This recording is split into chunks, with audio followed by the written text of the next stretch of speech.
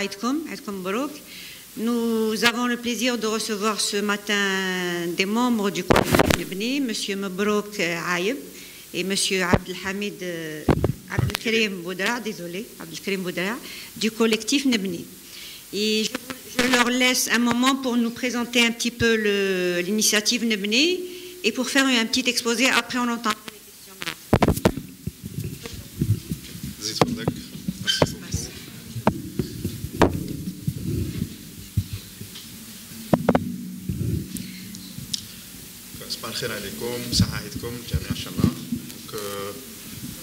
Présenter donc ainsi brièvement, voilà. Nebni. Ensuite, Abdelkarim va dire un mot sur un des derniers papiers qu'on a publié, qu'on a présenté. Et ensuite, on aura le plaisir de répondre à vos questions, Inch'Allah. Donc, pour rappel, pour ceux qui ne connaissent pas Nebni, c'est un collectif citoyen d'Algériens, d'ici et d'ailleurs, on va dire. Donc on a des membres qui sont un petit peu partout, en Algérie, à l'étranger, donc bénévoles. Nebni existe depuis 2011, depuis avril 2011. On a toujours été dans on va dire, la coproduction en interne, donc avec les personnes qui constituent le collectif, et en externe avec les citoyens et avec l'expertise nationale. On a typiquement deux types de réalisations à nos actifs. C'est d'une part la publication de rapports, de propositions, souvent orientés vers la réforme des politiques publiques,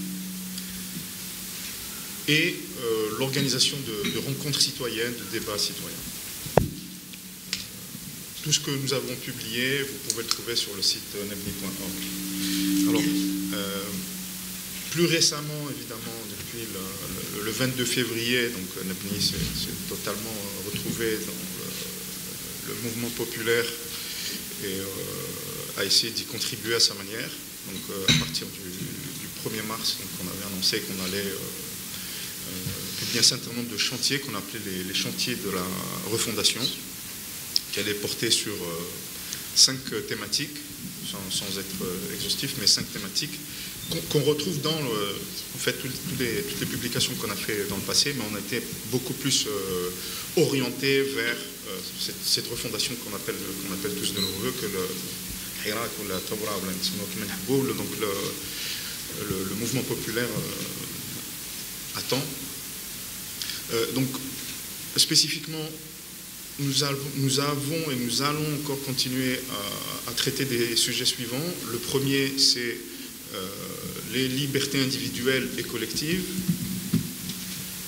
Un premier papier a été publié il y a quelques semaines sur cela. La transparence de l'État, et notamment le droit de regard du citoyen sur les comptes publics, sur les décisions qui sont prises. Également, un papier a été publié qui portait sur la transparence des finances publiques. On demandait à ce qu'on arrête l'opacité, que la Banque centrale, que le Trésor public publie régulièrement des comptes qui puissent être accessibles et au grand public algérien, donc et aux citoyens et aux experts. On a même demandé ou appelé à la mise en place d'un conseil de surveillance qui serait différent de ce qui est, enfin, de la Cour des comptes. C'est plutôt un groupe ou un ensemble d'experts qui soient capables d'analyser les publications en question et d'alerter le cas échéant. Donc, en fait, la transparence appelle la rigueur d'un autre côté. Donc, ça fait partie des contre-pouvoirs auxquels on peut faire appel. Justement, un des autres sujets qui a été traité, que nous allons traiter, c'est les contre-pouvoirs, et notamment le rôle de la société civile. D'accord. On va avoir une constitution parfaite.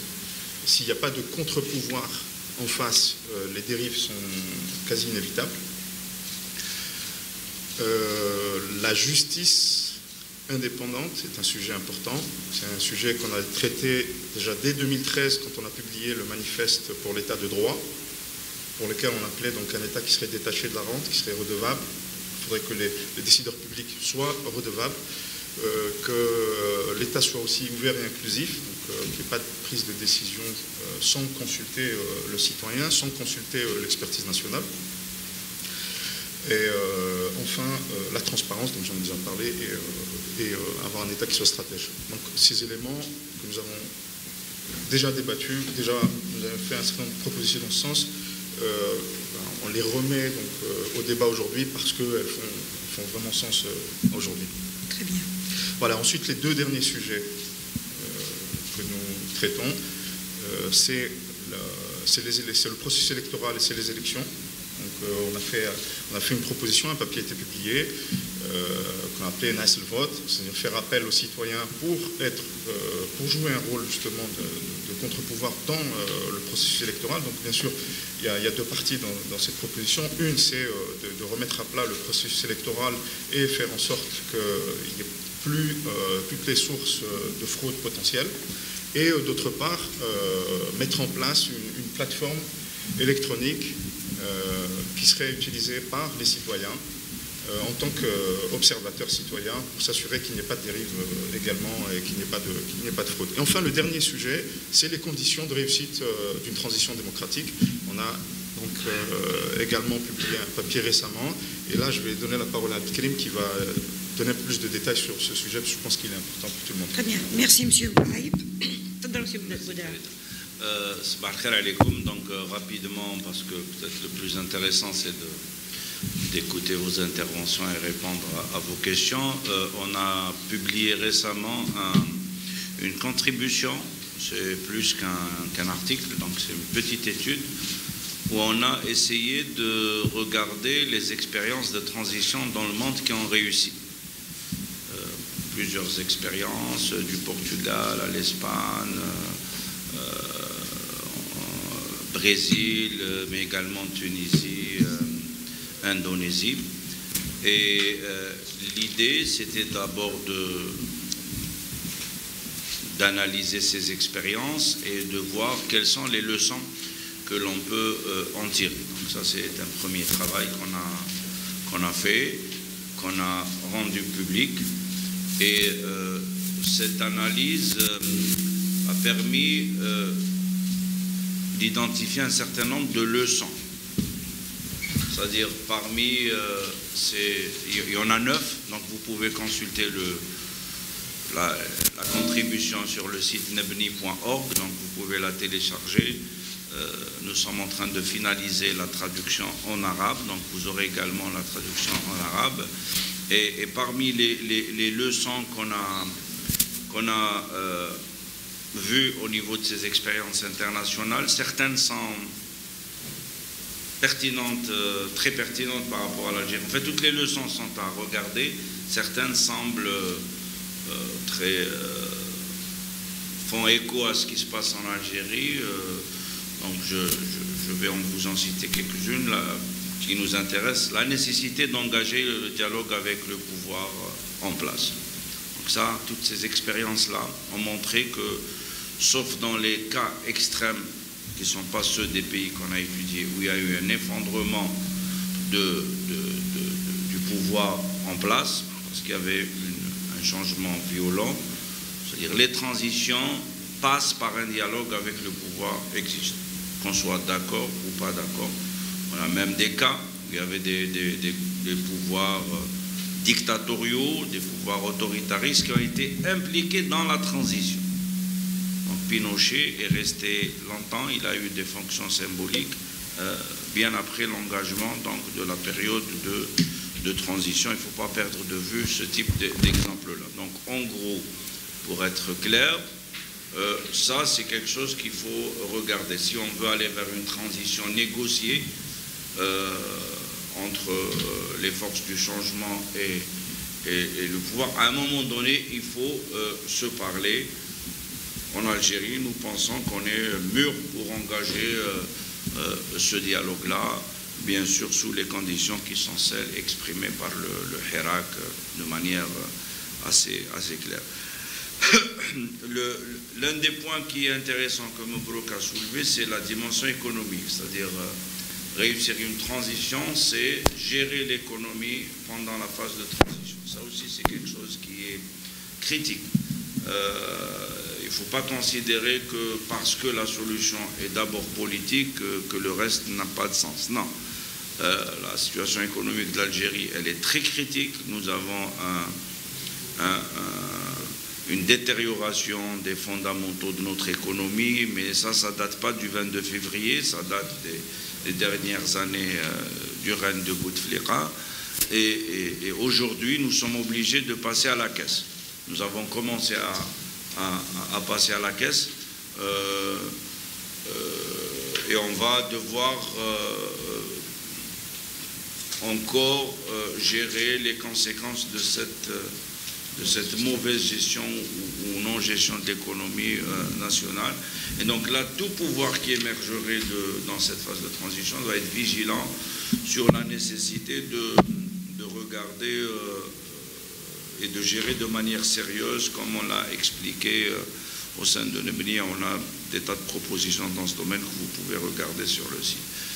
Je citerai encore un dernier point qui nous parle, c'est que ces expériences de transition qui ont réussi dans le monde sont passées par la convergence des forces du changement. C'est-à-dire les gens qui sont pro-changement doivent à un moment ou à un autre dépasser leurs limites idéologiques, leurs intérêts politiques, leurs clivages, pour s'unir autour d'une plateforme unique qu'on suit pendant une phase transitoire qui peut durer plusieurs années. Et là, malheureusement, à l'exception de ce qui est en train de se faire au niveau donc, de la société civile, et on peut en parler tout à l'heure parce qu'il y a une conférence nationale de la société civile qui se prépare probablement pour le 15 juin, Inch'Allah, on ne voit pas encore de coalition ou de feuille de route consensuelle qui émerge. Le Hirak parle d'une seule voix, mais les acteurs politiques et la société civile, à l'exception de ce que je viens de citer, ne sont pas encore à la hauteur probablement de ce mouvement populaire. Donc, ce qu'on a pu observer dans les autres pays, c'est que réussir une transition, c'est que ceux qui sont pour le changement doivent d'abord accorder leur violon et s'entendre sur une feuille de route. Donc, s'ils ne sont pas capables de se mettre d'accord sur un minimum, c'est-à-dire qu'ils ne sont pas capables de gouverner un pays.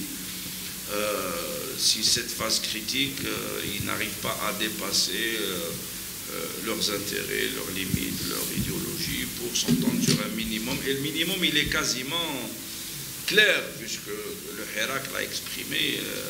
Donc il faudrait sérieusement... donc voilà, en gros, si vous voulez, on peut vous expliquer plus dans le détail ce travail-là, parce qu'il est intéressant. Et récemment, Fermdan, on a fait une Sahara intéressante. Ça peut aussi vous intéresser si vous voulez, on peut revenir sur les questions. On a fait une analyse comparative entre le contexte des années 90, c'est-à-dire les réformes avortées des années 90, et on s'est dit quelles sont les leçons que l'on peut tirer de cette expérience-là, que l'on peut considérer comme une transition avortée. On peut postuler, Faraday, peut être d'accord ou pas, mais on peut considérer que c'est une transition qui a été initiée par le pouvoir, probablement majoritairement à l'intérieur du système politique, du régime, mais elle s'est arrêtée avec l'arrêt du processus électoral, puis on a détricoté tout ce qui a été fait pendant les 2-3 ans. Et il y a pas mal d'enseignements. On n'a pas encore publié quelque chose sur le sujet, mais si vous voulez, avec Mebrouk, on va essayer de vous rappeler quelques idées qui ont émergé, qui peuvent peut-être être intéressantes.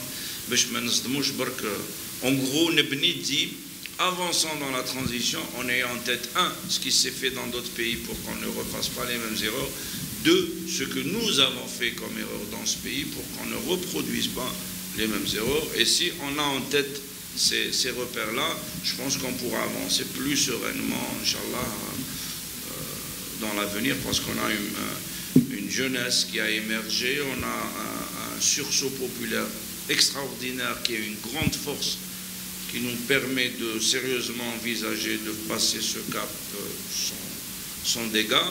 Au contraire, on peut peut-être aller vers le meilleur. Maintenant, il ne faut pas s'entêter à ne pas regarder ce qu'on a fait comme erreur. Et on le voit d'ailleurs, des fois, certains absents dans les pièges sur lesquels on est tombé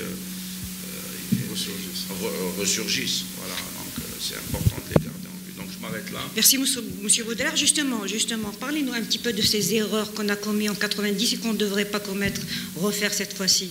Quelles sont ces erreurs? Quelles leçons peut-on tirer? Alors, la première, c'est, je parle de mémoire, parce que c'était un débat, la polarisation idéologique. L'idéologie a dit tout de suite passer d'un débat politique pour la transition, pour le changement, d'un changement de gouvernance, de plus grande inclusion politique, à des questions clivantes.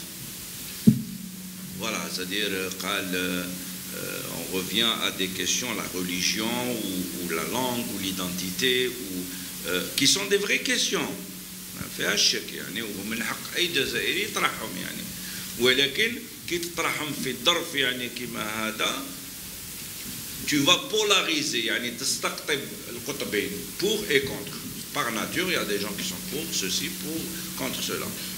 Et donc tu vas cliver ta société et tu vas t'éloigner du vrai objet. C'est les réformes démocratiques. On veut plus de liberté, on veut plus de redevabilité, on veut des gens qu'on choisit, qu'on élit, qui nous gouvernent et qui rendent compte. C'est ça là, le vrai changement.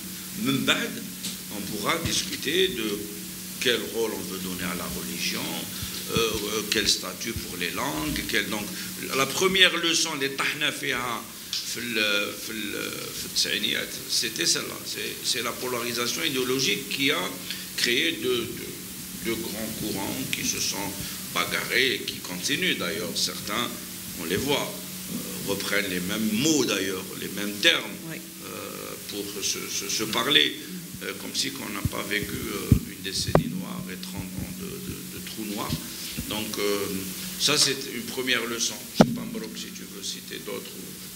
Oui, il y a effectivement, juste pour rappeler ce qu'on est en train de peut-être revoir aujourd'hui, c'est dans ce sens le rôle des médias et le rôle d'exacerbation qu'ils ont joué, c'est-à-dire qu'ils ont empiré la crise, s'intéressant plus à avoir peut-être des propos ou une orientation au lieu d'apaiser, mais au contraire de stigmatiser autre bord. Donc c'est peut-être aussi une leçon, enfin, une question qui vous intéresse particulièrement. Il y a aussi la question économique. Donc, on n'est pas dans la même situation aujourd'hui. Clairement, on a probablement un peu plus d'espace, on va dire. On est moins sous la pression, mais cette pression va arriver très vite. C'est-à-dire qu'on commence à la ressentir, mais elle va s'accentuer. À l'époque, donc, entre 89, 91, 92, la crise économique était beaucoup plus forte et perçue de manière beaucoup plus incisive. Ce qui ne veut pas dire que ça ne risque pas d'être le cas si on tarde à amorcer la transition correctement. Bien, merci. Vous dites qu'il faut impérativement aller vers un dialogue et que tout rejet de dialogue peut engendrer des déviations. Comment vous voyez ce dialogue justement? Quel est le compromis? Qui doit faire des compromis? Et quel est le compromis qu'on doit faire pour arriver à ce dialogue? Là, ce que disait Al-Karim, déjà c'est important que les forces du pro-changement se reconnaissent.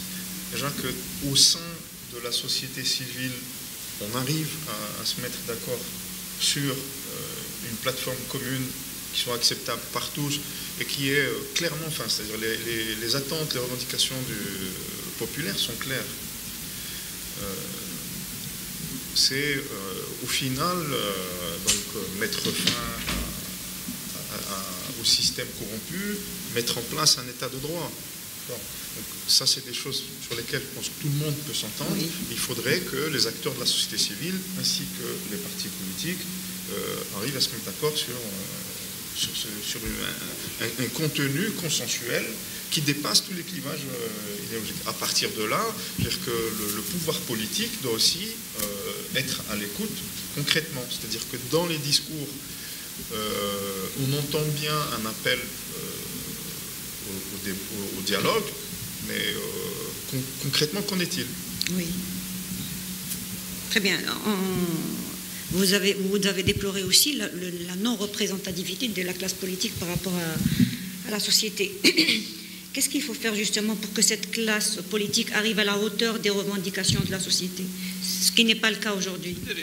Il ne faut pas jeter trop la pierre à la classe politique. Elle est ce qu'elle est. Elle manque de représentativité, mais aussi parce qu'il n'y avait pas les conditions pour des activités politiques, j'allais dire, normales. C'est-à-dire on était dans une période où tout était régenté, les partis n'étaient pas agréés, ceux qui sont agréés n'avaient pas la latitude de s'organiser, il y a un manque de moyens. Donc c'est un peu normal que ces partis-là soient limités en termes d'action et d'envergure. Donc il ne faut pas leur jeter trop de pierres, hein, c'est-à-dire, mais le fait est là, c'est-à-dire que le mouvement populaire aujourd'hui ne se retrouve pas dans les instances d'intermédiation politique ou même la société civile. Donc c'est un fait. Qu'est-ce qu'on fait? On va attendre qu'il y ait des processus de maturation qui vont prendre des années? Non. Il faut qu'on construise avec l'existant, c'est-à-dire avec ce que nous avons comme société politique et ce que nous avons comme société civile, en les invitant à être responsables. Ce n'est pas la peine de vous prendre pour ce que vous n'êtes pas. Vous devez privilégier l'intérêt national au détriment de vos propres intérêts. Et là, certains kharjats sont un peu décevantes. On sent que les gens sont plus, certains en tout cas, sont dans les calculs personnels qui en temps normal sont ordinaires, en temps ordinaire sont normales. Mais en contexte tel que le nôtre, quand même, le pays vit un contexte difficile, on doit être à la hauteur de ce contexte-là. Et puis c'est le peuple qui a sauvé. C'est même pas les élites qui ont été à l'avant-garde et qui ont créé ce changement. À la limite, après, c'est moi qui dis. Non, c'est-à-dire, tu étais là où tu étais, et puis le peuple s'est soulevé. Il t'a permis de revenir dans la scène. Donc il faudrait qu'on soit à la hauteur. Donc, pour revenir à votre question, aujourd'hui, je pense qu'il y a les ressources au niveau des partis politiques, de la société civile. Il y a beaucoup de gens intelligents, brillants, des militants qui ont des années, des décennies. Il faut le respecter parce que donc il faut aussi être conscient aussi de ça. Et je pense qu'il faut les inviter à assumer leurs responsabilités, leur mettre un peu de pression pour leur dire si vous n'êtes pas à la hauteur, vous allez être balayé par l'histoire. C'est-à-dire la nouvelle génération, c'est-à-dire si vous n'êtes pas à la hauteur de leurs combats et de leurs attentes, ils ne vont pas vous reconnaître. C'est même pas notre génération qui sait d'où vous venez. Pour eux, voilà, si vous n'êtes pas à la hauteur de ce moment historique, ils vont vous balayer. Donc, je pense qu'il faut rester positif, comme on appelle au sein du pouvoir à ce qu'il y ait des gens sains et responsable. Il faut qu'on appelle au niveau de la société politique à ce qu'il y ait des gens sains et responsables. Et à mon avis, il y a les raisons de croire que ça va finir par se passer. Bien. Il n'y a pas de raison. Vous voulez intervenir? Très brièvement, juste pour peut-être un peu compléter, c'est-à-dire qu'il va falloir qu'aujourd'hui, donc on est dans une phase de révolution, il va falloir que tout le monde fasse sa propre révolution, là, sa mue. Que ce soit du côté de la société civile des partis, que ce soit du côté du pouvoir politique en place. Le pouvoir politique en place, à la limite, c'est assez simple. C'est-à-dire, ce qu'il demande est clair. Ils avaient commencé par les 3B, donc Ben Salah, Bedoui, Bouchareb. Donc, déjà, d'enlever les symboles du système de Bouteflika et du pouvoir précédent. Donc, ce serait un signal fort pour dire voilà, on est vraiment à l'écoute du mouvement populaire et on est sincère dans ce qu'on est en train de dire. Et de l'autre côté, comme disait Abdelkrim, il faut aussi que la société civile, que les partis politiques aussi passent à un niveau supérieur, c'est-à-dire qu'ils soient véritablement aussi, ils ont grandi dans un écosystème qui était hostile, et donc ils ont pris le pli sur un certain nombre de pratiques qui ne ressemblent pas aux aspirations du peuple aujourd'hui. Il faut être véritablement démocratique, ouvert à l'écoute, et aussi accepter de prendre des risques. On voit aujourd'hui des acteurs politiques qui ne veulent pas prendre de risques de se mettre en avant. C'est-à-dire il faudrait peut-être à un moment donné qu'ils acceptent de prendre le risque sur eux-mêmes d'échouer. Mais s'ils réussissent, ce sera pour l'Algérie et ce sera aussi pour eux. Bien, merci. Est-ce qu'il y a des questions? Oui, allez-y.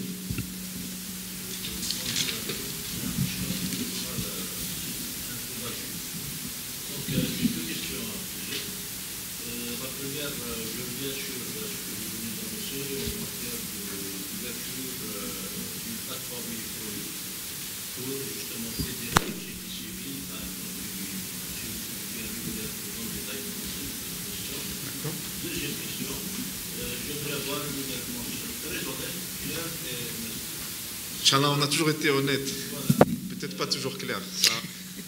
La question revient à la question de la prison, de l'emprisonnement de plusieurs chefs d'entreprise en un laps de temps. Ils ont quand même placé une dizaine de personnes en prison. Est-ce qu'il n'y a pas de doute dans cette justice mise aux ordres? D'autant plus qu'on sait qu'il y a des personnes qui sont injustement incarcérées au lieu de payer des pénalités, par exemple, qui se retrouvent en prison. Et qu'en pensez-vous justement de l'avenir de ces entreprises et de l'avenir de ces employés qui sont au sein de ces entreprises? Merci. Alors, concernant la plateforme électronique, donc c'était dans le cadre d'une proposition qu'on a appelée Nas el Vote. Donc, on sait tous qu'il y a des fraudes massives des élections depuis toujours, on va dire, pour faire simple. Et pour pouvoir sortir de cette difficulté ou de ce drame, j'allais dire, il y a un certain nombre de recommandations qu'on peut faire. Il y a deux types de recommandations. Et c'est important aussi pour l'État, je dis bien l'État. Peut-être pas le pouvoir politique, mais pour l'État, c'est extrêmement important. C'est-à-dire que si les élections ne sont pas crédibles, elles ne servent à rien du tout. Donc la crédibilité est essentielle. Crédibilité, ça passe par quoi? Ça passe par de la confiance des citoyens envers les résultats, envers le processus et envers les résultats. Donc ce que nous avons proposé, c'est un certain nombre de propositions, on va dire, de type élection 1.0, c'est-à-dire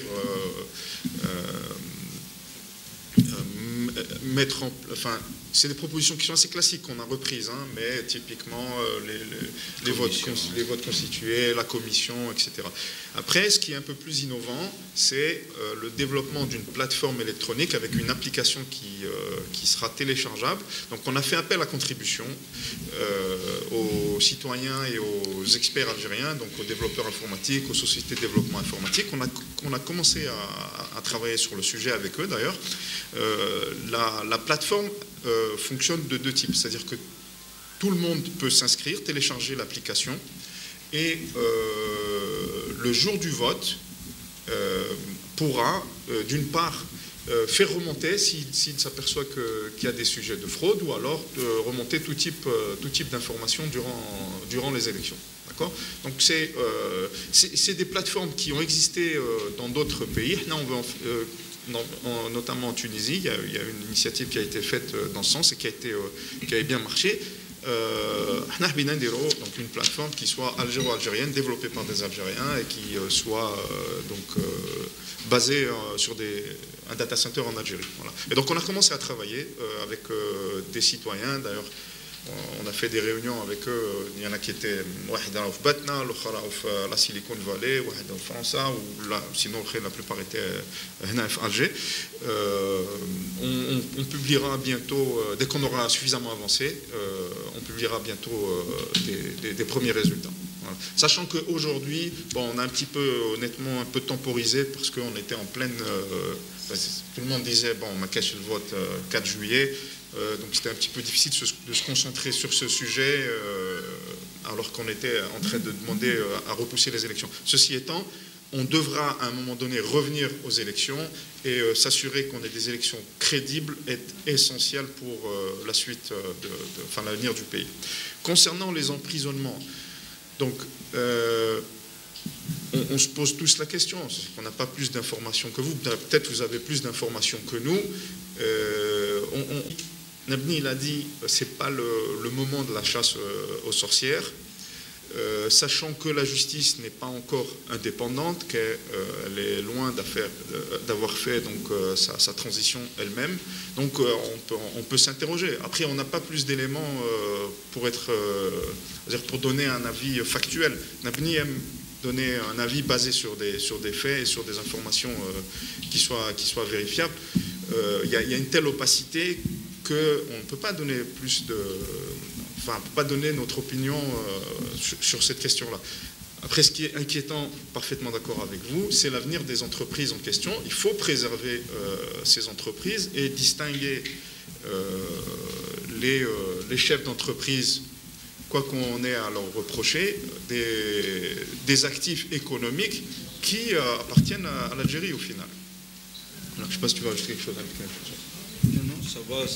Il faut aussi que tout le monde ait le droit à une défense sérieuse, c'est-à-dire qu'il n'y a pas de chasse aux sorcières. Et puis, comme l'avait dit dans l'un de nos débats un invité, il n'y a pas le feu sur ces questions, c'est-à-dire il y a beaucoup d'affaires qui ne soient pas ceux de grande corruption ou là d'affaires qui touchent à la sécurité du pays, j'entends. Hein. Donc à d'autres, peut-être qu'il y a certainement beaucoup d'autres affaires où il n'y a pas prescription et on peut calmement y revenir quand on aura des institutions crédibles, une justice à laquelle on fait confiance. Et après, comme l'a dit Mebrouk, on n'a pas les éléments d'information sur les dossiers, donc c'est très opaque et c'est aussi ça ce que nous reprochons. Tant qu'on ne change pas la gouvernance, y compris de la justice algérienne, voilà, on va reproduire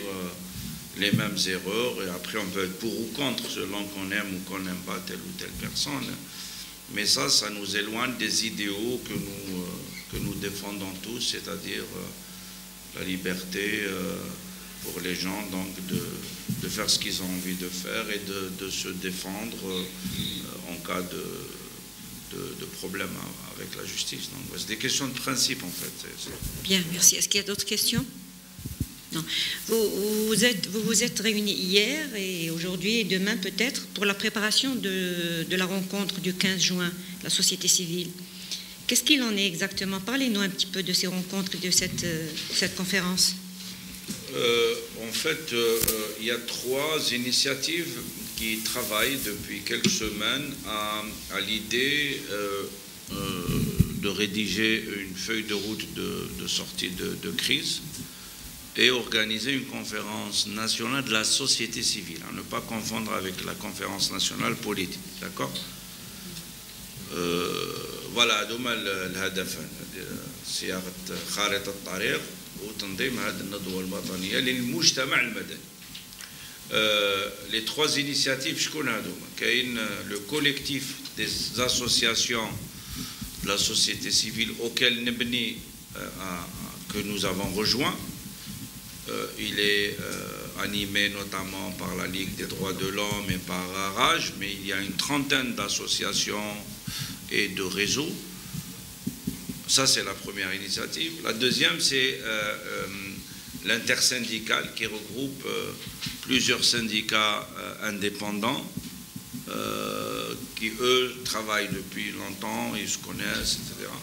Donc aussi, ils travaillent sur une feuille de route, donc deuxième feuille de route. Deuxième initiative. Et il y a le forum de la société civile qui a été initié par le réseau NADA et qui regroupe là également plusieurs associations du territoire national qui a tenté de faire quelque chose. Donc Nebni, avec d'autres amis, on a été très tôt vigilants en disant attention, il ne faut pas que chacun fasse sa feuille de route et sa conférence. Donc, et puis, ils étaient dans cet état d'esprit. Donc, les trois initiatives se sont rencontrées. Elles ont tout de suite convergé sur la nécessité d'aller ensemble à une même conférence nationale, donc de la co-organiser et de travailler à rédiger la plateforme de revendication qui reprend un peu ce qui est en train de circuler dans le débat politique. Donc, hier, il y avait une réunion de préparation qui a permis aux acteurs donc, de s'exprimer, et il y a une commission de rédaction qui a travaillé sur une nouvelle mouture du texte qui est toujours en cours. Donc je pense qu'il va l'être jusqu'au jour de son adoption. Donc il y a une date qui a été annoncée, le 15 juin, qui reste à confirmer parce que certains acteurs de ces initiatives pensent que c'est trop tôt, qu'on ne sera pas prêt. D'autres pensent qu'il faut qu'on y aille. Donc, pour le moment, c'est une date. Mais, et nous ne sommes pas habilités à parler au nom de ces initiatives. Nous ne sommes qu'un petit acteur dans l'une des trois initiatives. Donc, nous assistons aux réunions, nous suivons les comptes rendus, mais chaque collectif a un double donc on peut discuter avec vous, mais c'est un peu le point de vue de Nebni. On ne peut pas avoir les points saillants de cette feuille de route? La feuille de route, c'est la nécessité d'aller à une période de transition. Donc ça, c'est un point hyper important, de dialoguer avec le pouvoir en place. Donc il y a une offre de dialogue qui est affirmée.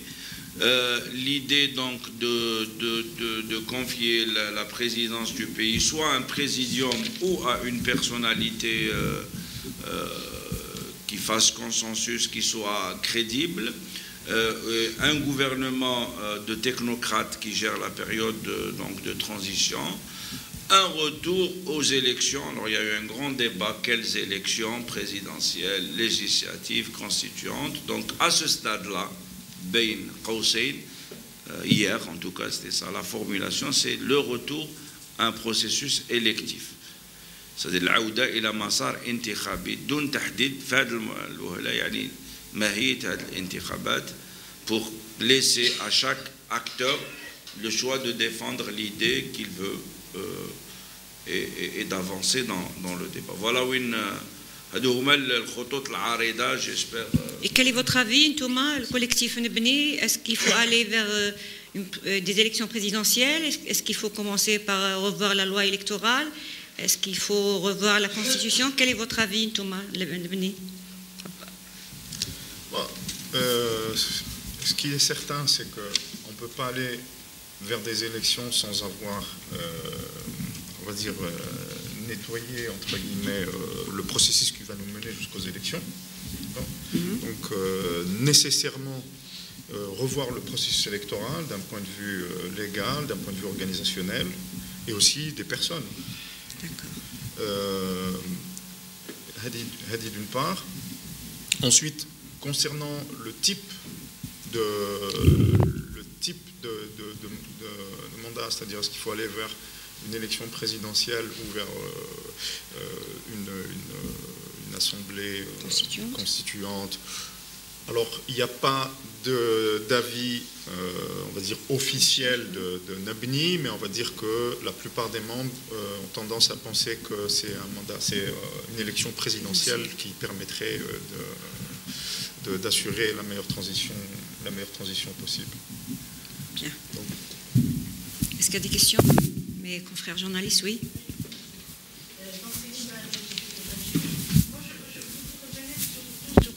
Merci. Vous avez fait la remarque tout à l'heure, vous dites que les partis politiques ne sont pas là et vous leur faites appel. Moi, je pense que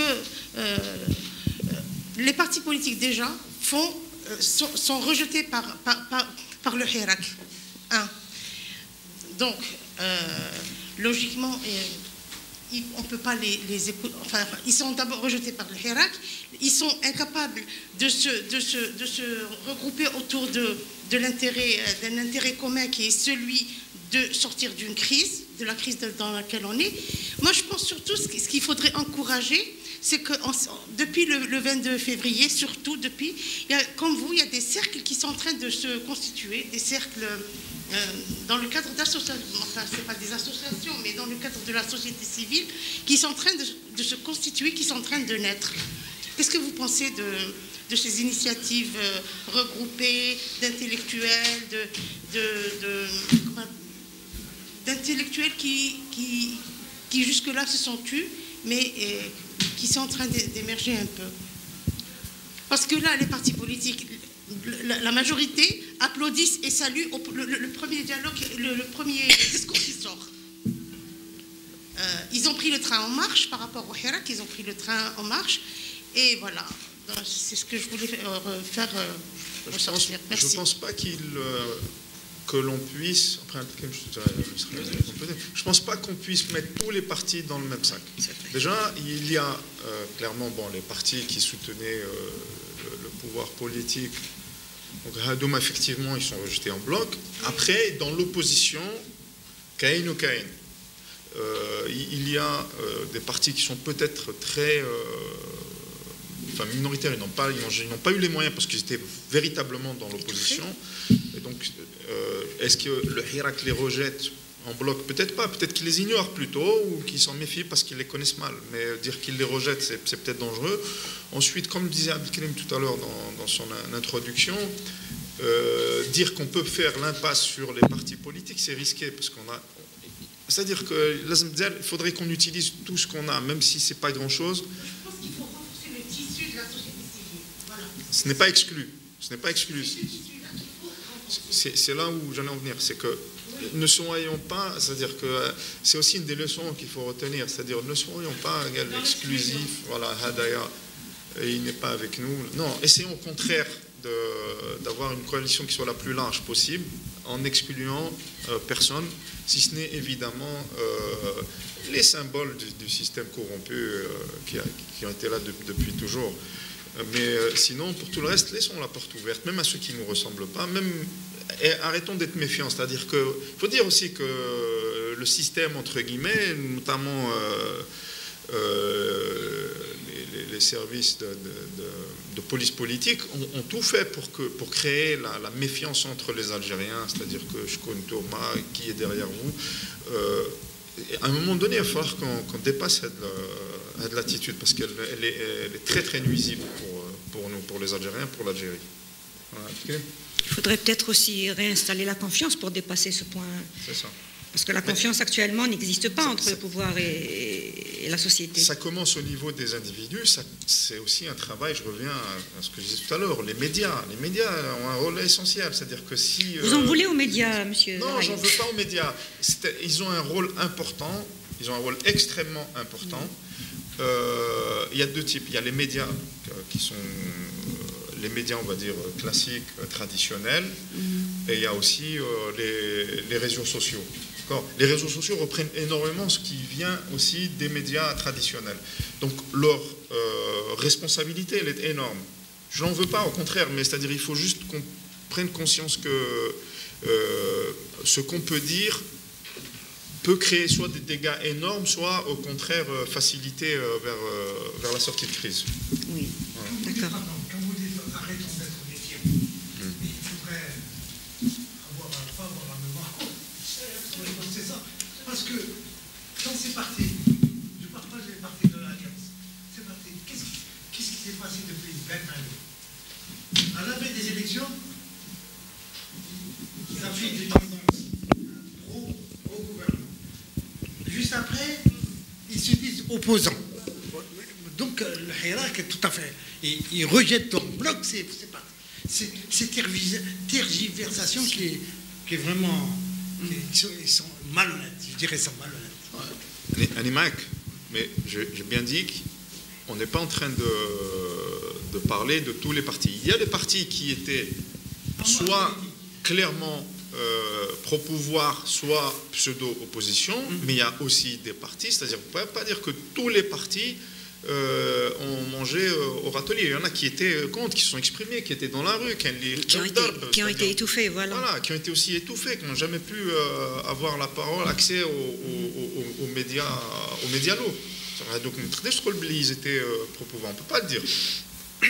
Mais évidemment, je suis d'accord, il y a aussi beaucoup de partis politiques qui étaient pseudo-opposition, qui étaient en réalité des satellites du pouvoir. Ça, on est tous clairs là-dessus. Personne ne se fait d'illusions. On n'est pas naïf. Personne n'est naïf. Après, il faut se projeter dans l'avenir, c'est-à-dire et se dire, on est à un moment historique, comment contribuer à sauver le pays pour qu'on n'aille pas vers des scénarios risqués qui nous feraient perdre beaucoup de temps, peut-être avec des pertes encore plus compliquées. C'est-à-dire, il faut avoir un peu de sagesse. Pour qu'on arrive à construire quelque chose. Il ne faut pas perdre de vue les séquences. On a une séquence qui est encore ouverte, c'est la pré-transition.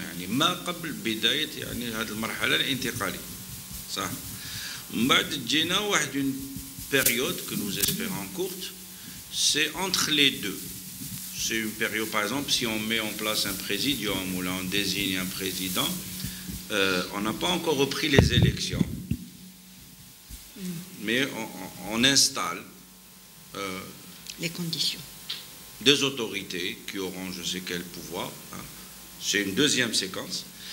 Puis on va commencer une très longue séquence qui sera celle des élections.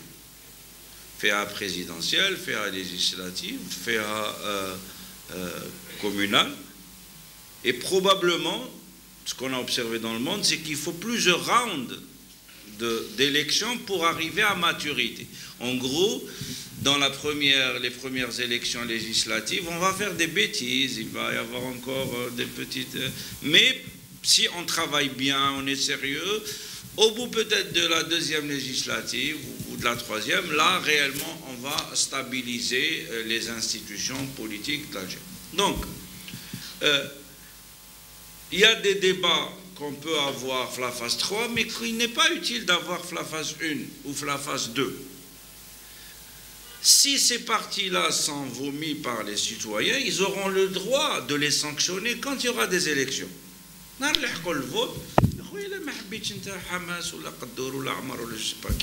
ne vas pas le voter pour lui, il va disparaître. Parce qu'on va mettre en place des conditions d'exercice politique qui garantissent à tout le monde le droit de s'exprimer et que moi, en tant que citoyen, me donne la garantie que quand on va voter, la voix est là, on va voter. Et à ce moment-là, je vais sanctionner ces gens-là et je vais voter, y compris pour de nouvelles forces. Maintenant, la phase 3, la phase 1 ou la phase 2, on a besoin de bricoler des solutions avec ce qu'on a.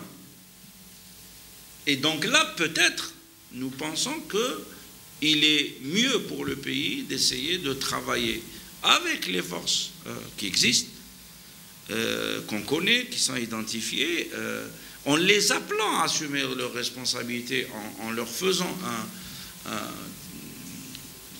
des contre-pouvoirs de la société civile qui soient forts. Je pense que c'est la meilleure solution pour le court terme. En attendant qu'on aille vers des élections où là, moi je pense qu'en groupe, d'autres forces émergeront. Mais ça, c'est le citoyen qui va décider. Même notre perception du Hirak, elle reste notre perception. On n'en sait rien. C'est-à-dire, dans d'autres pays, les expériences qu'on a regardées, les coalitions qui étaient au pouvoir sont revenues sous d'autres formes après. C'est-à-dire, en gros, une alliance islamiste nationaliste avec juste un changement de nom,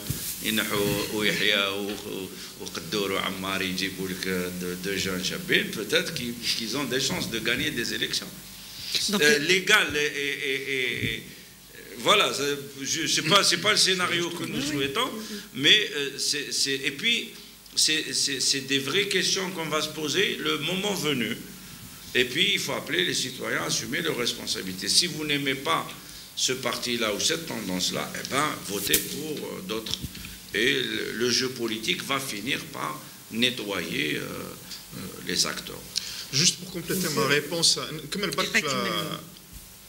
par rapport au rôle des nouveaux acteurs émergents. Mais parfaitement d'accord. C'est-à-dire que, bien évidemment, on a depuis le Hirak, depuis très tôt au mois de mars, on a commencé à dire qu'il faut absolument que, même peut-être on était un petit peu trop en avance, il faut que la société civile s'organise, se structure pour Elle est en train de le faire. L'émergence. Exactement. Elle est en train de le faire. Et les nouveaux acteurs, c'est très intéressant. Ils sont en train d'émerger. Moi, je crois vraiment, nous croyons vraiment au rôle que peuvent avoir les étudiants. Les étudiants sont en train de se structurer.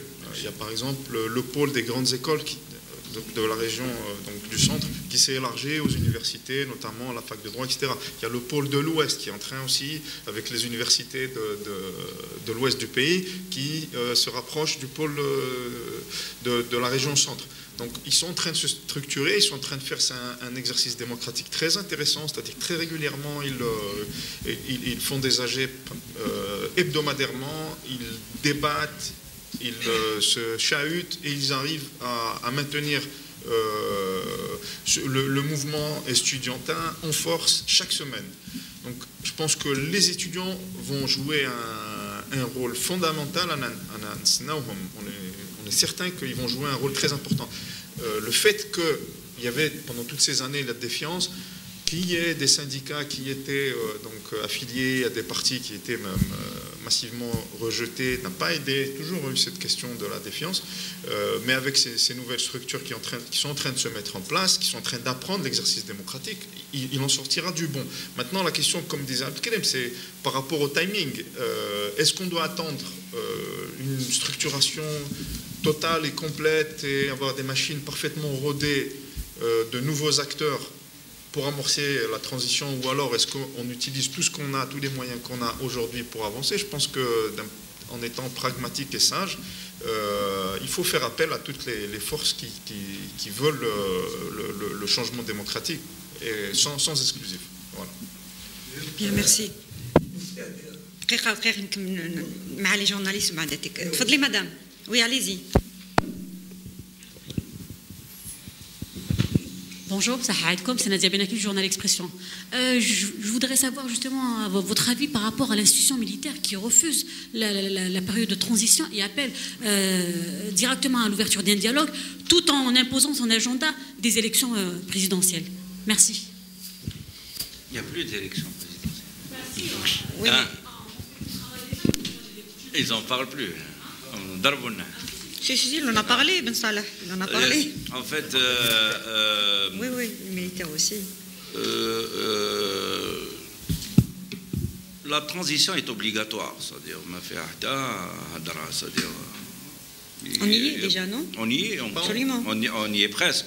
C'est-à-dire, c'est quoi la période de transition? C'est-à-dire...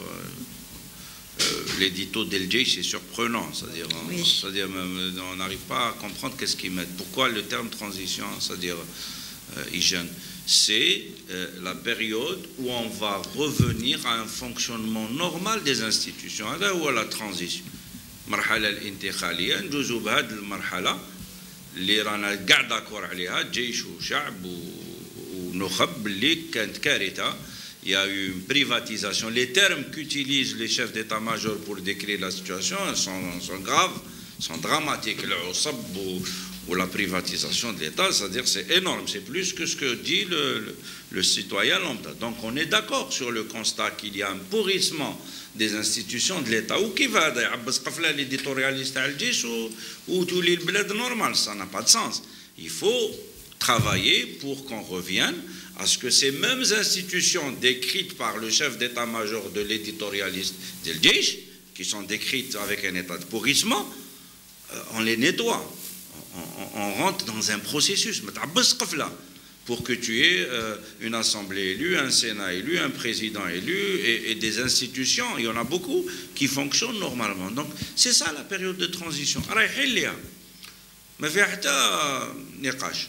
Tout le monde est d'accord qu'à un moment donné, il faut revenir à des élections. Là, ce n'est pas la peine de se bagarrer sur un truc. On veut. Majoritairement, les gens veulent aller plutôt vite. Donc il y a pratiquement une concordance, en tout cas ce qu'on observe, c'est que les acteurs politiques, ça ne veut pas dire que c'est la meilleure des options, mais c'est celle qui est défendue par beaucoup et par le Djeish. Maintenant, les gens disent, et ce n'est pas négociable, qu'il faut réunir les conditions pour que ces élections aient un sens. Sinon, pourquoi tout ça si tu veux faire des semblants d'élections avec le même appareil de fraude et les mêmes personnes de fraude? C'est-à-dire Ben Salah et Bedoui ont été associés à toutes les forfaitures au-delà du règne de Bouteflika pour Ben Salah. C'est-à-dire c'est inimaginable qu'il puisse être d'une quelconque manière associé à des sorties de crise. On parle ça de manière très apaisée, sans vraiment mais c'est la réalité, c'est-à-dire voilà, donc Ben Salah cristallise encore plus de projets qui ont mal tourné que quiconque dans les appareils de l'État. Donc aujourd'hui, voilà, c'est-à-dire l'armée devant ses responsabilités, et il faut qu'elle donne des signes aux autres acteurs de sa vraie intention. Là où peut-être on peut être d'accord, parce que dit l'histoire, la peur de la transition, c'est que l'armée a peur d'une période de vide institutionnel. Et là, je pense qu'on est d'accord. Il faut qu'ils réexpriment, qu'ils revoient leurs mots. L'armée dit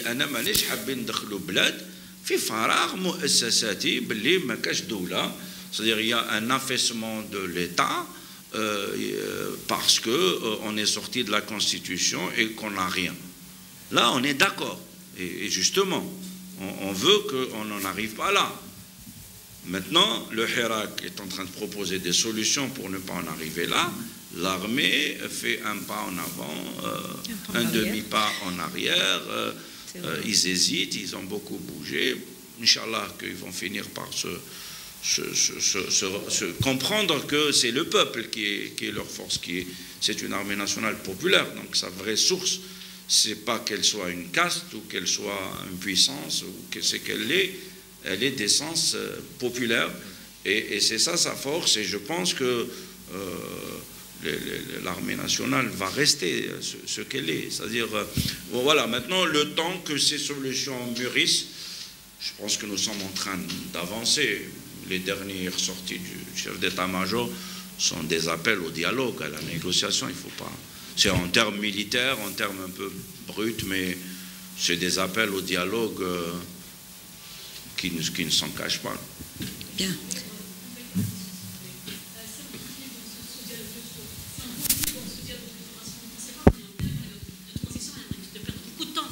C'est-à-dire, il y a l'armée qui appelle au dialogue. Il y a la société civile qui appelle aussi au dialogue à condition de réunir, de répondre aux revendications. Mais le fait, c'est-à-dire le fait que le dialogue de sourds s'installe dans la durée, et on est en pleine période de transition, il n'y a pas de dialogue, il n'y a pas de chacun, c'est-à-dire le fossé s'élargit. Est-ce qu'il n'y a pas un risque, justement? C'est-à-dire, encore une fois, c'est-à-dire le peuple est en train de faire ce qu'il a à faire, c'est-à-dire d'exprimer ses positions clairement. On lui demande de clarifier, il revient, il reclarifie. On lui demande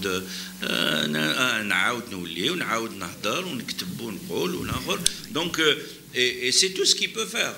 C'est-à-dire, il ne faut pas attendre de ce mouvement de se substituer à l'État ou aux acteurs politiques ou à la société civile. C'est à la société civile, à la société politique et aux institutions qui représentent l'État. Et aujourd'hui, il y a une seule qui est acceptée, c'est les militaires. Ça, c'est les conséquences du règne de Bouteflika. Il a atomisé toutes les institutions, il n'y a plus de présidence, il n'y a plus de primature, les services de sécurité, je ne sais pas qu'est-ce qu'ils deviennent. Donc voilà, il y a une armée, donc c'est clair. Il n'y a même pas 3 pôles ou la trallatola, bon, il y a un pôle, il est là, qui s'affirme d'ailleurs en tant que tel. Dès les premières semaines, il s'est affirmé comme étant celui qui est le décideur, et ça on le sait. Et donc gagnons du temps. Maintenant, encore une fois, que chaque acteur fasse son travail. Aujourd'hui, le seul qui est en train d'accomplir son job 10 sur 10, c'est le peuple.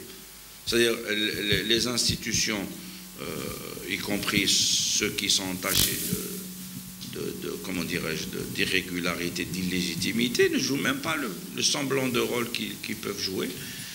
Les acteurs politiques doivent activer.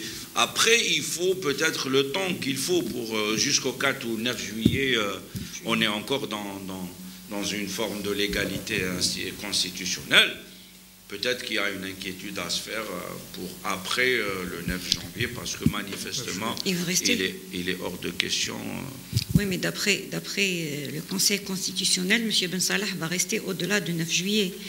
Et là, on va s'affronter un blocage. Oui, mais le Conseil constitutionnel... ce ne sera pas la première fois qu'il a... Non, mais là, ça va être très, très grave. Et en fait, il va faire... il est en train de faire une grave erreur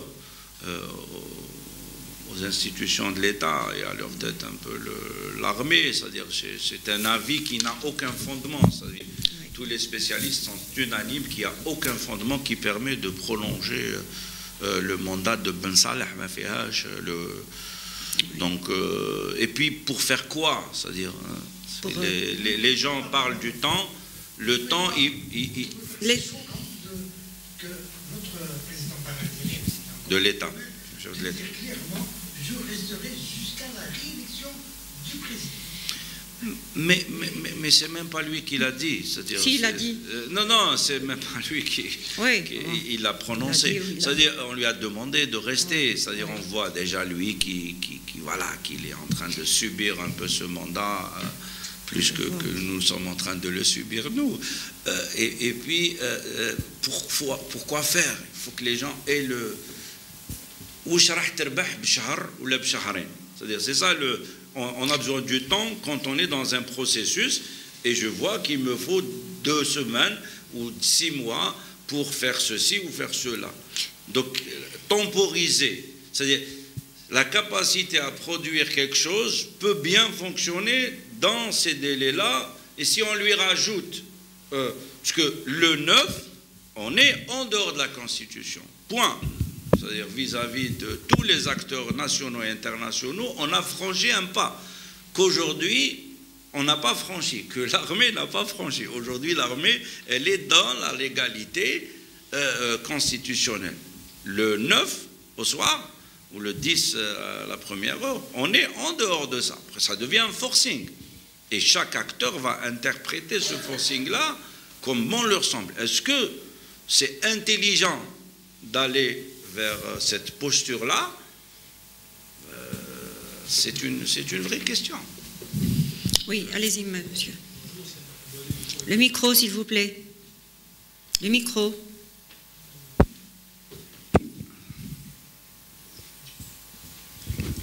Salam alaikum, Mohamed Ali du Courrier d'Algérie.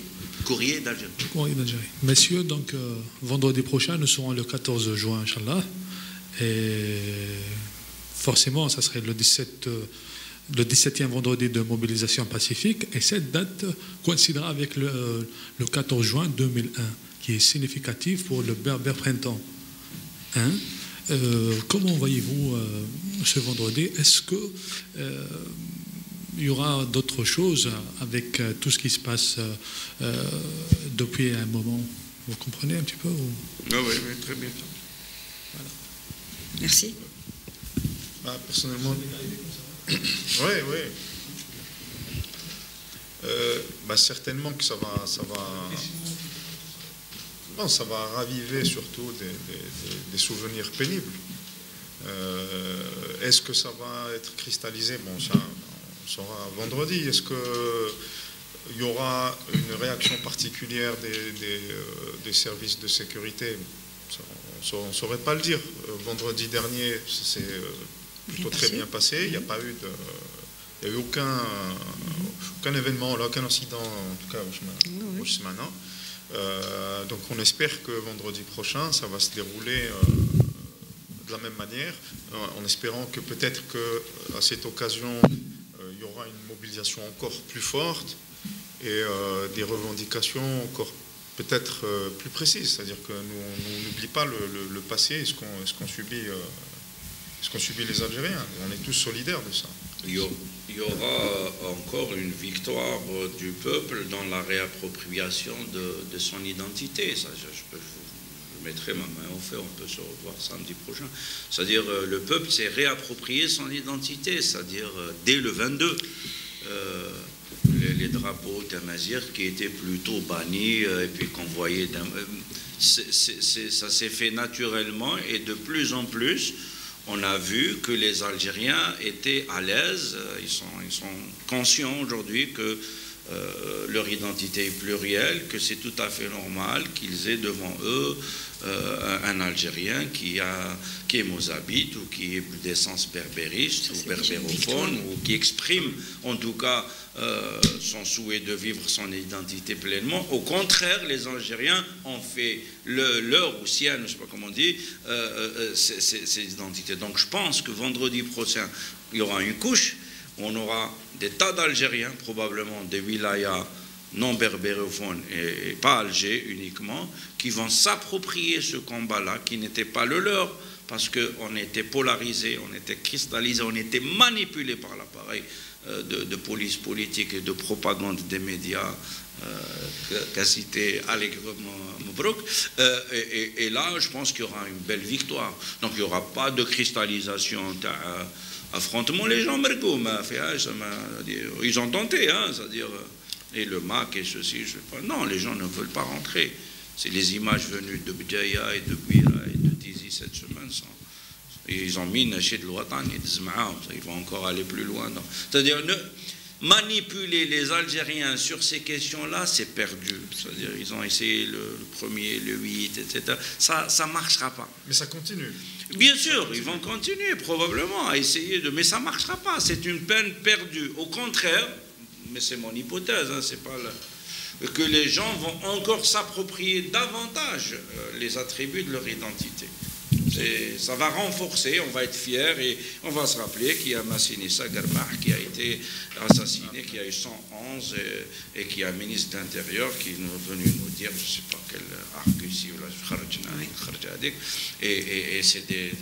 et on le voit en fait, il y a eu la semaine 3 où il y avait un bel hommage au shahid du printemps berbère au niveau de la Grande Poste, avec beaucoup donc je pense que ça va être une couche supplémentaire, Inch'Allah, en tout cas. Bien. Est-ce qu'il y a d'autres questions? Oui, madame? Le micro. Micro et présentez-vous comme ça. Voilà, exactement. Bonjour, c'est Mélissa Roumadi de Cap Algérie. Alors, ma première question, c'est par rapport à la question de la transition. Vous plaidez pour une période de transition, mais ma question, c'est par rapport à la durée de cette transition, d'autant plus qu'on sait que Nebni a plaidé pour une transition assez courte, parce qu'il y a à côté la question de l'urgence économique, qu'on a tendance à oublier. Il y a ma deuxième question, c'est par rapport à l'histoire de l'arrestation des chefs d'entreprise, qui a vite viré à la diabolisation du secteur privé dans son ensemble pour des questions idéologiques et politiques. Quel impact aura cette diabolisation sur l'activité économique du pays à l'avenir, à long terme? Et ma troisième question est beaucoup plus politique. Par rapport à... Vous plaidez pour la mise en place, tout le Hirak en réalité plaide pour la mise en place d'un président ou d'un présidium qui pourrait gérer la période de transition politique. Or, on voit émerger où on nous impose en quelque sorte en ce moment une sorte de présidium qui est établi sur des bases d'équilibre régional, idéologique et identitaire. Donc ma question se pose, est-ce qu'il y a quelque part au sein du Hirak, de l'opposition, de la société civile, une sorte de SMIG pour certains principes, pour savoir où on va aller dans la deuxième phase? Parce que vous-même vous dites que s'il y a une partie du Hirak et de l'opposition et de la société civile qui plaide pour aller vers une élection présidentielle sous certaines conditions, avec la réunion de certaines conditions, de l'autre côté, il y a aussi une partie qui plaide, elle, pour la refondation totale de l'État et de la République pour aller vers une constituante. Merci. Merci à vous. 4 questions. Okay. Je prends les deux premières et tu prends les deux. Ouais, vas-y. Donc, concernant la durée de la transition, Nabni n'a pas fait de recommandations spécifiques sur la durée. Par contre, il faudrait qu'elle démarre très rapidement et qu'on n'exclue pas le sujet économique. Je m'explique. La forme que doit prendre la transition, on trouvera un consensus. D'accord ? Les propositions de Nabni ne sont pas nécessairement celles qu'il faut prendre en considération. Ce qui est le plus important, c'est que la coalition la plus large possible au sein de la société civile, de la société politique, se mettre d'accord sur avec le pouvoir politique, se mettre d'accord sur comment doit se dérouler la transition, pour être sûr qu'on aille vers l'état de droit qu'on attend tous. D'accord ? Important que ça démarre vite, pas nécessairement que ça aille vite. Après, il y a des arguments pour et des arguments contre sur la durée en fonction de ce qu'on veut mettre dans cette transition. Est-ce qu'on doit remettre à plat l'édifice constitutionnel, les réglementaires, etc. Là, forcément, ça prendra du temps. Ou alors, est-ce qu'on veut juste corriger ce qu'il y a à corriger rapidement pour aller vers des élections libres, transparentes et avoir un retour à des institutions qui soient normalisées, qui, elles, vont faire le travail de refondation. Donc ça, c'est un sujet sur lequel il va falloir se mettre d'accord. La conférence nationale de la société civile va plancher sur cette question, mais à la fin, il doit y avoir un consensus de toutes les parties prenantes. La question économique, par contre, elle doit être traitée très rapidement, c'est-à-dire que dès qu'on amorce la transition, l'organe de gouvernance de la transition, qu'il soit un présidium ou un président, ou quelle que soit sa forme, on ne peut pas lui dire les sujets de réforme économique, pour l'instant, tu n'y touches pas, on règle les problèmes politiques et ensuite on verra. C'est ce que l'on dit. Il y a des sujets qu'il va falloir très rapidement prendre en considération. Et notamment en termes d'ouverture de l'économie pour faciliter le travail aux opérateurs économiques qui souffrent énormément. On le sait très bien, c'est-à-dire qu'il y a des indicateurs économiques comme doing business, voilà, ce qu'on voudra. Même le gouvernement en place et le gouvernement précédent reconnaissent qu'on a énormément de choses à faire en matière d'ouverture. Et ça, on a fait un certain nombre de recommandations, on pourrait revenir dessus si vous le voulez. Concernant la diabolisation des chefs d'entreprise, elle ne date pas des arrestations, c'est-à-dire que depuis toujours, les chefs d'entreprise privés ont été mis à l'index, même par ceux qui les utilisaient. Donc clairement, il y a des chefs d'entreprise qui ont été des supports pour le système corrompu, la corruption généralisée, mais ils ne représentent pas les chefs d'entreprise. Il va falloir faire la part des choses. Malheureusement, ça date pas d'aujourd'hui, c'est très ancien. Depuis toujours, on a mis à l'index les chefs d'entreprise privés, alors que la plupart, en réalité, sont des petites entreprises et qui mettent toutes leurs tripes, qui travaillent très dur pour pouvoir gagner leur vie et puis aussi faire travailler des chefs de famille et des jeunes, etc. Voilà. Présidium ou président, toutes les propositions sont posées, chaque option se défend. Est-ce qu'on désigne une personne ou un groupe de personnes, 3 ou 5 Après, il ne faut pas demander plus qu'il n'en faut à cette instance-là, c'est-à-dire un président désigné ou un présidium a la responsabilité de gérer une courte période de transition avec des prérogatives très claires et un mandat très clair. Donc il ne faut pas que ce soit un mandat ouvert. Et si on est d'accord sur ce qu'ils ont à faire, il y a moins de tension à avoir sur les personnes qui vont faire ce travail-là. Donc si on est d'accord qu'ils vont changer la loi sur les élections, installer une commission indépendante, revoir la loi sur les associations, les médias, gouverner sur le plan économique. Voilà, il y a 3-4 grands chantiers sur lesquels on les a mandatés. Là, on n'a pas besoin qu'ils soient représentatifs de toutes les régions, toutes les tendances. Ce n'est pas les bons critères. Et puis, on ne va pas se substituer au vote. Il y aura des élections dans 1 an ou 18 mois. Oui.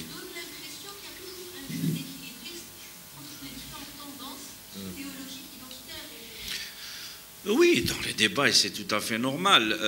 Donc sur la question du présidium, voilà, c'est-à-dire le critère, c'est est-ce que c'est des gens intègres, en qui le peuple peut faire confiance, donc qui soient irréprochables, qui n'ont pas été associés à la gouvernance de Bouteflika ou à une quelconque autre expérience politique qui les exclurait de fait, et qui soient des gens compétents pour faire ce travail-là. Donc je pense qu'à partir de ce moment-là, il y a beaucoup de gens qui pourraient accomplir ce travail sans que... on ne va pas les mettre là pour la vie. Ils sont là pour 6 mois, 1 année. Il faut que chacun de nous aussi accepte l'idée de voir une personne qui n'est pas nécessairement celle pour qui il aurait voté. Mais le temps que le vote, et à partir du vote, là, je vais choisir la personne que je veux. La question de la constituante, c'est autre chose, parce que c'est une question, c'est un vrai débat. C'est-à-dire, il y a des gens qui considèrent que ce moment-là est un moment de refondation des édifices de ce pays, et qu'on ne peut pas faire l'économie d'élire une assemblée constituante, yani NES, ils vont réécrire la Constitution. On a fait un débat Nebni Farmdan. Je vous invite à revoir sur la page Facebook, il y a les lives, et on a invité des gens qui étaient pour la constituante et des gens qui étaient pour les amendements successifs. En fait, dans le monde, dans les expériences qu'on a observées, une partie des pays n'ont pas fait de changement de constitution. Ils ont continué à gérer la transition avec les constitutions. Et il y a d'autres qui ont fait des amendements successifs. Et il y a d'autres, la Tunisie que vous connaissez, est un exemple où ils ont décidé de réécrire complètement une constitution. Donc voilà. Aujourd'hui, on peut considérer que l'option de la constituante n'est pas majoritaire dans la société, mais il ne faut pas l'enterrer non plus, il faut la laisser s'exprimer, il faut écouter les gens qui la défendent, parce que c'est une vraie proposition. Après, assumer aussi. Par contre, il ne faut pas que les gens qui portent la constituante évacuent comme ça les risques. C'est-à-dire, les risques, justement, c'est de polariser idéologiquement, et ils n'ont pas le droit de nous dire que c'est pas une question. Non, c'est une vraie question. Si on ouvre ça, ça veut dire qu'on va repartir sur des débats idéologiques. Un risque que ça cristallise, c'est pas sérieux. Maintenant, dire que cette constituante n'est pas une idée, ou c'est des je ne sais pas qui, etc., ça aussi c'est inacceptable. Donc aujourd'hui, là on est en plein débat politique, les deux options se discutent, il faut qu'on prenne le temps de les connaître, et vous avez la responsabilité d'organiser. Il n'y a pas eu un débat télévisé sur la constituante. De quoi il s'agit?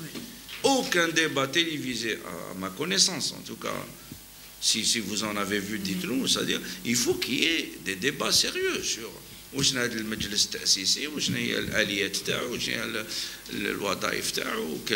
quelles attributions, parce qu'il y a différentes formes de constituantes. Et après, les Algériens vont se faire une idée. Mais c'est vrai que c'est une question qui est un peu clivante. Bien. Oui, vas-y. Vas-y. Il y a un autre ami qui n'a pas posé, il voulait... Juste après, Malish.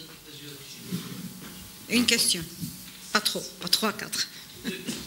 2, quand même. La politique et l'économie, qu'est-ce que vous pensez justement de la nouvelle direction d'Essieux? Est-ce qu'elle va rester dans la même idéologie de clan, soutenir le mouvement, ou elle va changer, d'autant plus que, d'après les informations que vous avez, c'est une nouvelle équipe qui vient qui est issu de GIL FCE, donc c'est la continuité.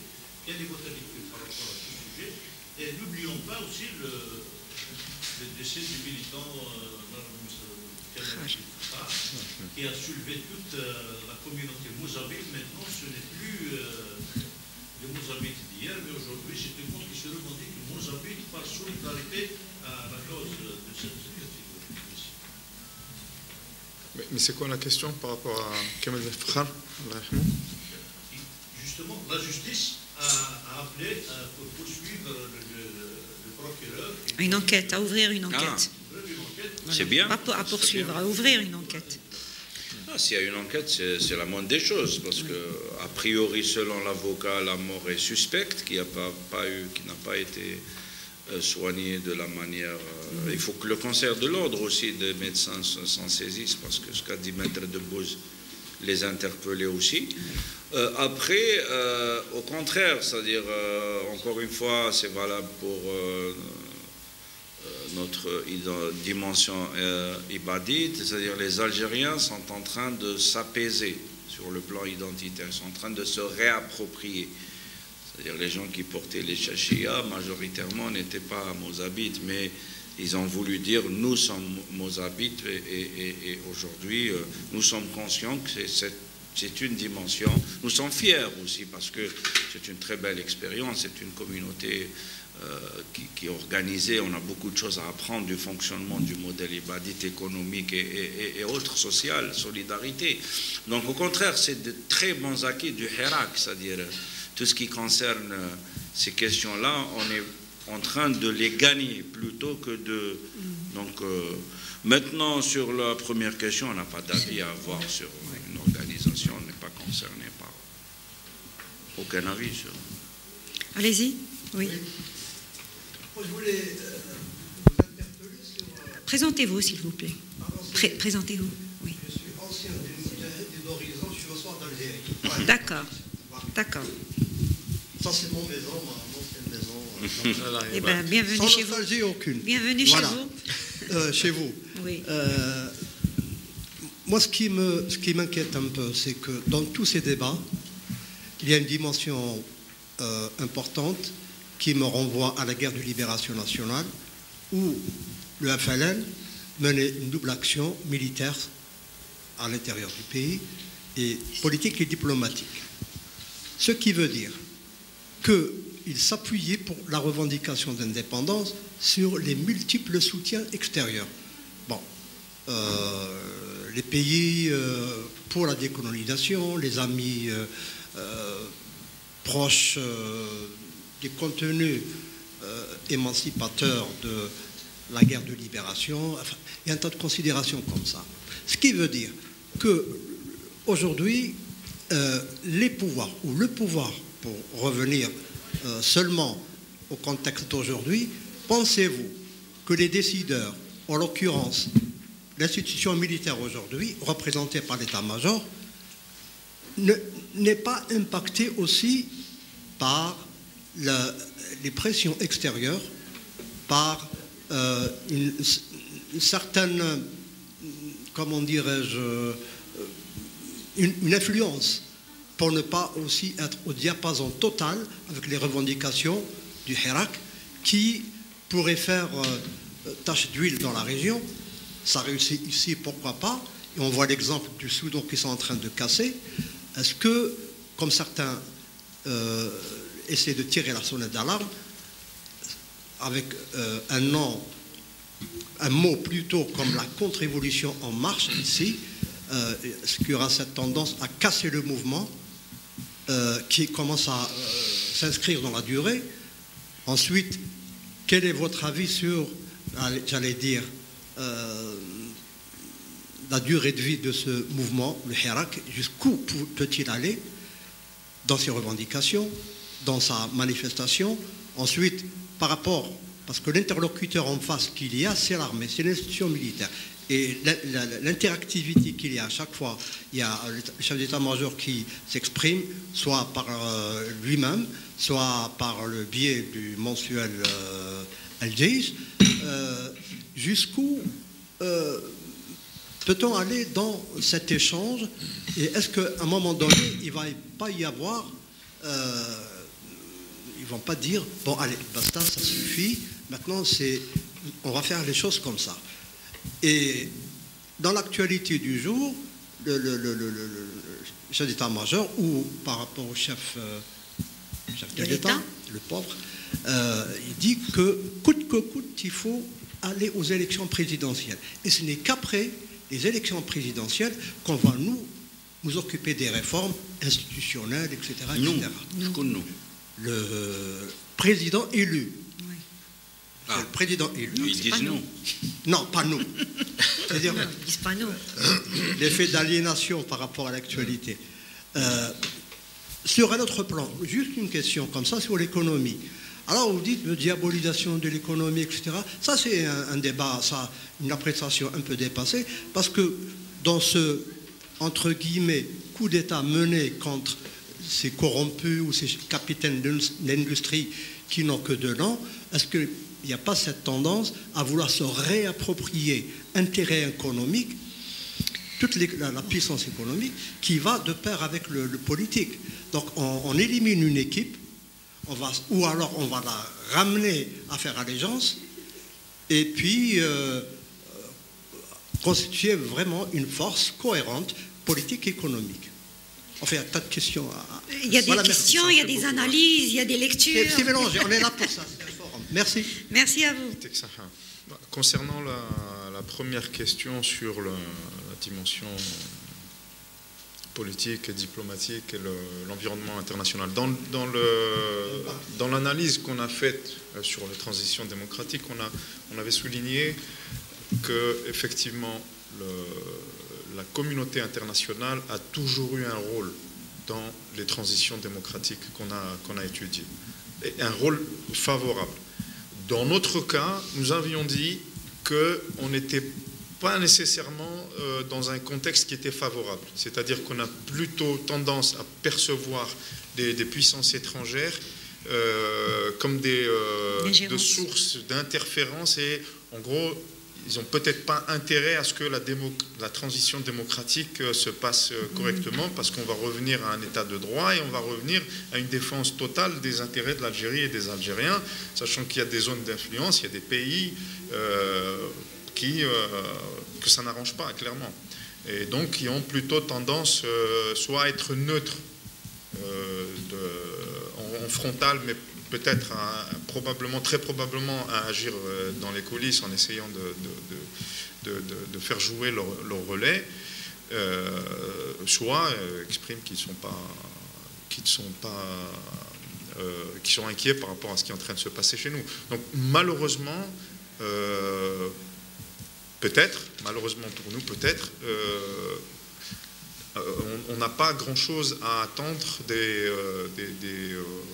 puissances étrangères aujourd'hui. On est plutôt isolé. Je parle des forces qui veulent le changement démocratique. Voilà. On le veut aussi, quelque part. On veut être isolé. On rejette toute ingérence, toute intervention. On rejette toute ingérence, ce qui est normal. Est-ce qu'il faudrait rejeter l'aide de l'étranger? On a intégré, nous Algériens, on se méfie de l'étranger. Déjà, maintenant, on a un peu de mal, alors avec l'étranger, systématiquement, on s'en méfie.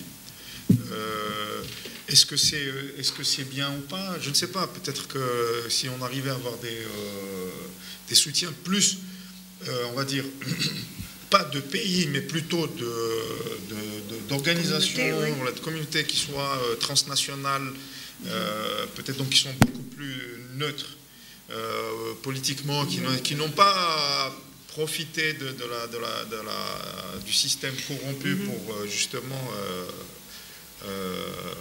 avancer leurs pions et faire leur beurre sur les richesses du pays, peut-être que les choses seraient un peu mieux acceptées. En tout cas, ce qui est certain, c'est qu'aujourd'hui, on s'en méfie tous, et donc on a tendance à rejeter en bloc. Quel est le degré d'impact, si on peut parler?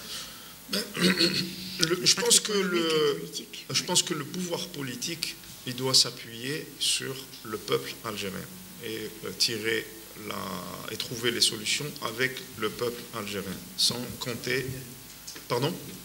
Ce que je veux dire dans la réalité, c'est vrai que là, en prenant appui sur la base populaire, on est plus autonome dans sa décision. Or, donc, il y a une réalité. Nos hommes politiques ont affaire à des interactions, etc. Comment avoir cette autonomie?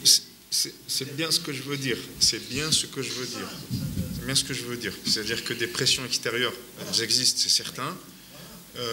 Mais s'appuyer sur la volonté populaire qui s'exprime clairement chaque vendredi et toute la semaine en réalité, ça permet au pouvoir politique de tenir la barre et de dire, et c'est ce qu'il doit faire, c'est-à-dire on attend toujours, on est toujours dans l'attente, comme l'exprimait tout à l'heure Abdelkrim, la transition n'a pas encore été amorcée, même si on parle de dialogue, si le chef d'état-major ou là si le président par intérim parle de dialogue, on ne sait pas avec qui, pour l'instant on est toujours dans l'attente, mais ils peuvent se faire fort de la volonté populaire qui s'exprimait. Alors, on peut comprendre que jusqu'à présent, ils ont veillé notamment l'institution militaire qui était représentée par le chef d'état-major a exprimé mordicus, on restait dans l'égalité constitutionnelle parce qu'il y a un passif et il ne voudrait pas qu'on leur reproche d'avoir sorti le pays de la Constitution et d'avoir fait un coup d'État qui ne dirait pas son nom. Donc, ils sont allés jusque-là, ils sont allés jusqu'au bout du processus. Comme tout à l'heure, on est arrivé à la fin de cette logique constitutionnelle. Maintenant, on arrive dans si ce n'est pas déjà le cas aujourd'hui, mais au plus tard, le 9 juillet, on sera en dehors de la Constitution. Donc il faudra une solution politique. Maintenant, le pouvoir politique et l'état-major, l'état-major s'est mis en avant sur la scène politique, donc il a une responsabilité qui est très lourde. Il va falloir s'assurer qu'il y ait un véritable dialogue, une véritable amorce de la transition démocratique sur la base de la volonté populaire comme pilier central inamovible. Et ça, c'est un argument suffisamment lourd pour l'opposer à toutes les puissances étrangères qui s'inquiètent pour leurs intérêts. C'est les intérêts de l'Algérie avant tout. Voilà, pour la question. Sinon, pour le reste, je ne sais pas, qu'est-ce que vous voulez ajouter Question sur le Hirak. Chaque révolution appelle une contre-révolution, ça c'est tout à fait normal. Il y a des gens qui jouissaient, profitaient de ce pouvoir-là, ils ont des intérêts et c'est normal qu'ils s'organisent pour casser la révolution, pour garder leurs privilèges. Ça, c'est normal et il ne faut pas s'en inquiéter plus que ça. Il faut combattre ça, y travailler. Maintenant, tabler sur un essoufflement du Hirak, c'est un très très mauvais pari. C'est-à-dire ceux qui l'ont fait, c'est ce qu'ils se sont dit, le 22, puis le 1er, puis le 8, ils vont se fatiguer. Ça veut dire qu'ils n'ont pas sérieusement observé ce qui s'est passé le 22 et qui est l'accumulation des années de gouvernance de Bouteflika fait d'humiliation, de corruption systématique, vraiment, et on n'a encore pas tout découvert. C'est-à-dire, donc penser que les Algériens qui sortent par millions chaque vendredi puissent faire marche arrière, c'est absolument hallucinant comme scénario pour les gens, mais je pense qu'il y a peu de gens qui tablent sur ça. Peu de gens tablent sur ça, c'est-à-dire le Hirak va prendre d'autres formes le moment venu, les gens vont se réorganiser, ils vont s'exprimer autrement, mais en tout cas, tant qu'il n'y a pas le début d'un processus de transition, les gens ne vont pas rentrer chez eux. Et c'est national, c'est-à-dire même techniquement, pour les appareils de sécurité de maîtriser, c'est pas jouable. Les gens disent la police ou la justice, ça c'est comme c'était Alger. Oui. Tu gagnes les forces et tu cadres, mais c'est sur 48 wilayas. Et si tu touches à une wilaya, ça va encore enfler dans les 47 autres wilayas. Donc voilà. Et puis c'est pas dans l'intérêt de tout le monde. C'est-à-dire, l'état-major l'a compris. C'est-à-dire, le Canidiro un pas dans cette direction, etc., un peu plus que parce qu'ils sont en train de faire le minimum, interdire l'accès à la capitale, un peu de présence policière exagérée, je suis allé policier. Non, c'est vraiment le maximum qu'ils puissent faire sous peine que ça se retourne contre eux. Aujourd'hui, personne ne leur reproche quoi que ce soit dans ça. C'est un bon deal. Et laisser la politique se faire à côté. Le peuple a accepté de payer dans la durée, de dire au lieu qu'il y ait une solution qui émerge vite, on est patient. Ça a un prix pour tout le monde. Mais tabler sur un essoufflement du Hirak est un pari que certains ont fait. Et ils ont perdu. Non, certains sont pris en main pour l'avoir fait. Bien. Donc c'est un très mauvais pari. Merci beaucoup. S'il n'y a pas d'autres questions, on va clôturer un petit peu la conférence. Merci à vous, c'était très intéressant. Et merci à vous tous. Merci d'être venus. Merci beaucoup. Merci à